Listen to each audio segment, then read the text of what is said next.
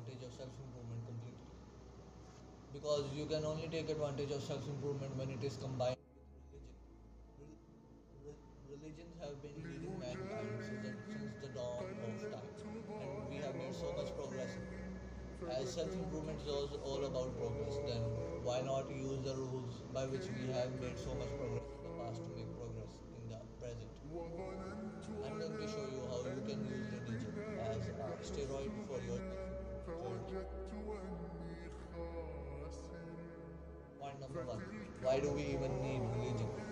If you look around, you will see that men are starting to wake up with and becoming famous and everything. The tide is shifting. Masculinity is coming back. But do you know what that means? It means that there will be a lot more competition because 2 years ago, if you were going to the gym and you were a part of the 20%, but now going to the gym is the bare minimum. If you want to get ahead of other men, you need to do something most men are not doing yet. And one of those things I believe is using religion for your self-improvement. You need to be ahead of the waves because men are waking up around the world, which means that there will be a lot more competition from now on. Because no one is using religion to their advantage right now.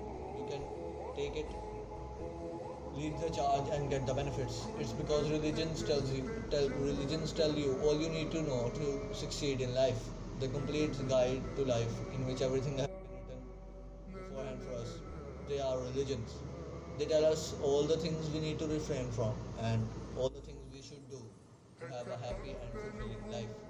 So if you want to be ahead of the horde, choose a religion and start acting about it. Personally, I am a practicing Muslim, so I would want you to become a Muslim. But if you are not, just start being religious, no matter what religion you choose or belong to, and just start looking deep into the meanings of religion and the things like this. Point number two: the self-improvement habits. Last year, when I got on to self-improvement, I was somewhat of a practicing Muslim, and I realized that I had already been told to I had already been told to do nearly all of these habits from like the age of 7 and 8. And the reason I did not do them is because no one told me the benefits of these habits.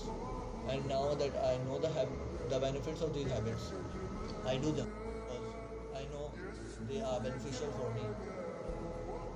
So a year back, I realized that bro, Islam is no joke of a religion. Because what it is preaching. The habits like no fap, gratitude, meditation, being masculine, fasting, and charity. All these are already present in my religion. No fap is haram in Islam. Gratitude, which is like a really important skill, everybody needs to work on. We are told to be grateful after every meal and after everything that happens in our life, good or bad, because we know that everything comes from Allah. Meditation, which we do 5 times in a day in the form of namaz, is the second pillar of the 5 pillars of Islam. Charity is the third one. Fasting, which is the best productivity tactic out there, no matter what anyone else says, is the fourth pillar of Islam. These pillars are things upon which the foundation of Islam is built, and without these pillars, the Islam cannot exist. A number of atheist writers in the past have also called Islam as extreme religion. So, if you are a Muslim, you should be grateful to Allah that He chose you to become a Muslim out of the billions of people in the world. And if you do not act upon the teachings of Islam, wake up, bro. I want you to wake up, please. You do not understand the mistake you are making, and I know we have been misled by everything and like all the influencers and everything that is going on in this world right now. But please wake up and start acting upon your religion. As an actionable step, start praying 5 times a day, no matter what happens. Fix a time for every one of your prayers, and the world can move, but your prayers won't move. That is it. Anything can happen, but you won't change the time of your prayers. Make this a habit, and your life will change. I once heard this quote: when prayers become a habit, success becomes a lifestyle. And if you do not believe, write out and come back and tell me. if it does not work for you, because it worked for me and it will work for you. Now, all of this is my personal bias, and I think that Islam is the best religion on the face of this planet. But as long as you are a part of any religion and you act upon its guidelines, you will be well off in this world, better than most people at least. For the Muslims watching this, we and you, me and you, both of you should be ashamed that we haven't fixed our lives and everything because it was given to us 1400 years ago. Can you imagine? 1400 years ago. Self improvement has only been here for around 50 years or even less. Like, we should have been the ones leading the world. We were given this mission and we went off track. We started to indulge in this world. Like, we should have a good life in this world. I know, but our like Islam tells us that.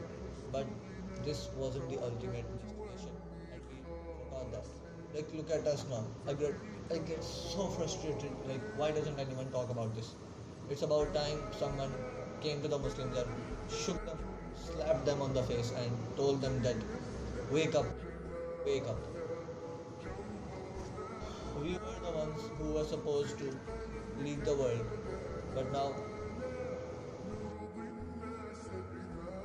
I'm not even going to remove this from the video because I know no one is watching, at least now. Point number three, delayed gratification. Everyone in the self improvement community talks about delayed gratification, and it is one of the basic foundations of self improvement. Delayed gratification, delayed gratification is when you do the hard work right now so that your future self can have a better reward than your present self can have right now. This entire idea is one of the key foundations of self improvement. And what do all the religions in the world teach us about this? Well, heaven, heaven, it is the ultimate form of delayed gratification. You abide by the laws of God in this life. You might have heard of the marshmallow test, where scientists tell the children they can either have a marshmallow right now, or if they wait some time, they can have two marshmallows.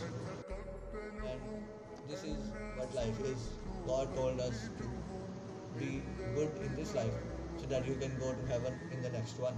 Point number four, community. Everybody in the self improvement niche knows the importance of community and that we need it to live a happy life so that these are the people we can rely on and who can be the source of happiness. Every guru on the internet says, yeah, you should have a community. Community is very good, bro. Religions taught us to live together and take care of each other thousands of years ago, before any of these gurus ever existed. Go to the mosque or whatever and get to know the people around you and form bond with them. When something happens to them, you go to their house to check up on them and make some present for them. And when something happens to you, they will return the favor by coming to you.